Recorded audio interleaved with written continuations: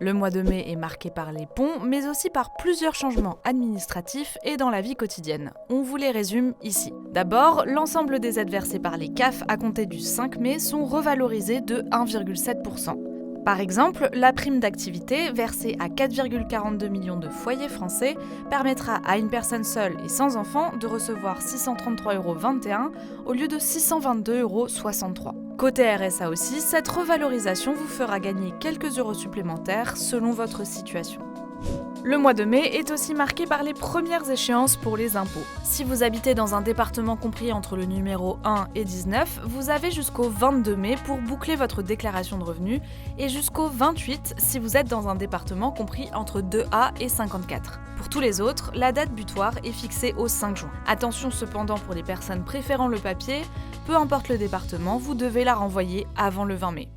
Changement aussi pour le certificat d'immatriculation de véhicules. La carte grise pour les voitures électriques devient payante. Elle coûte entre 45 et 60 € selon la région, seule exception les Hauts-de-France qui ont choisi de maintenir la gratuité. Côté énergie, bonne nouvelle pour le gaz. Une baisse de 6,4% du tarif de référence du kilowattheure est mise en place à partir du 1er mai. Comme l'a calculé Le Figaro, cela correspond à une économie moyenne de 90 € par an pour une consommation dite standard. Par contre, n'attendez pas votre chèque énergie 2025 ce mois-ci. Avec l'adoption tardive de la loi de finances 2025, les premiers envois n'auront lieu qu'en novembre.